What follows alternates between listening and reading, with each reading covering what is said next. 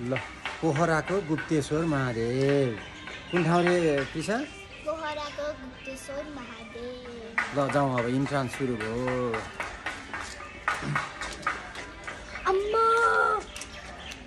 के हो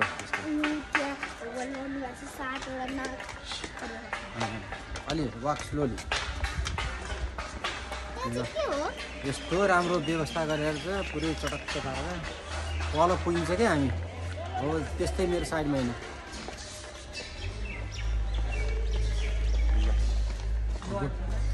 ल हेर त यहाँ ह्यान्डिक्राफ्टहरू ल हेर त पिसा भित्ता वालमा हेर्दै जाऊ देख्यौ कस्तो राम्रोसँग बनाएको छ त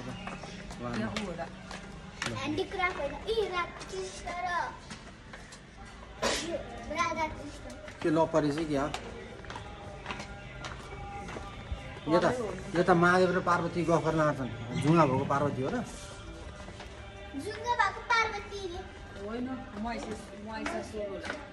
महिषासुर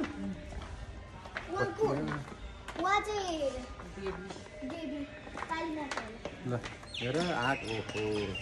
आठको हेर्न मन लाग्यो ओहो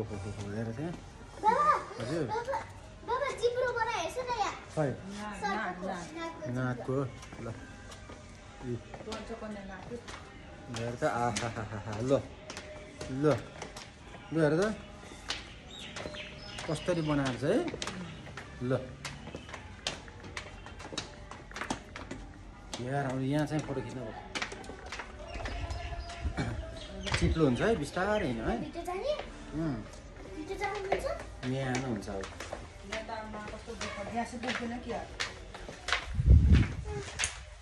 गुप्तेश्वर भने त लुकेर बस्नु पर्यो नि त नामै त गुप्तेश्वर गुप्त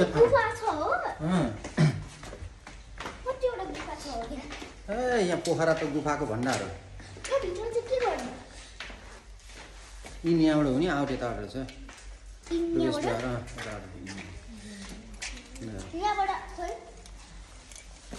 ल ल अब गुप्तेश्वर महादेव यसरी छिर्नुपर्छ ल टुर्र हारी यहाँ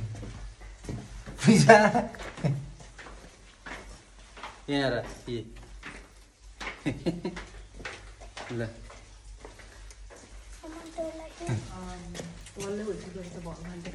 कहाँ खाने आम्मा कत्रो गेट हो यो फेरि गेट चाहिँ कत्रो सानो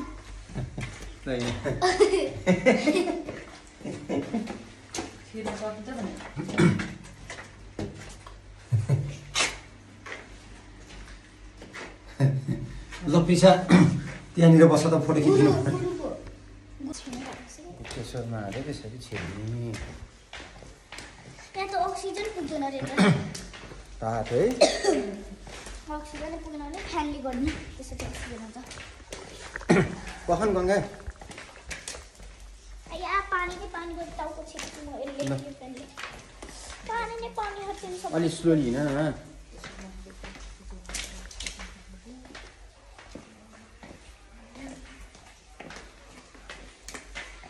Risha, how are you feeling? ए यहाँ बन्द हो ल डेभिस फोर्डबाट खसेको पानी चाहिँ हामी 500 फिट तल आएपछि 500 फिट मुनि यसरी खस्दै यहाँ देखिन्छ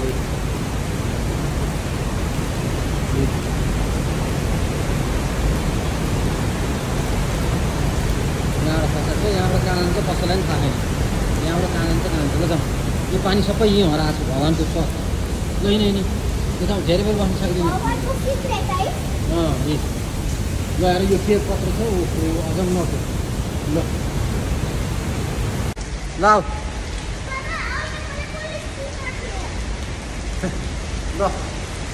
हामी तिनजना चाहिँ यहाँ पोखराको विशाल डरलाग्दो गुफा छौँ सास फेर्न गाह्रो भइसक्यो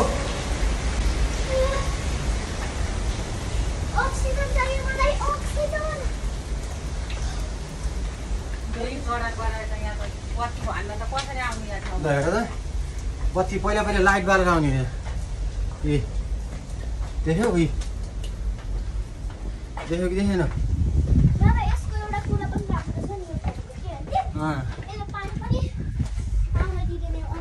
ल हेर त टाउको ठोकेर है टाउको ठोकेर बोर ल खै मुसो कता ठोकिदिएर मेरो त घरै मान्छे अब सितिमिति यसले आउँदै नसक्ने ठाउँमा डोरलान हावा जस्तो चल्यो फेरि ल है ल ल है ल है ल है अब त उभिन मिल्यो हे भगवान् त्यो ठोकेला मैले ल है अब कता जाने बाटो अनि बाटो बिर्से बाटो सुत्दा छान्नु चढ्थ्यो अब त्यहाँ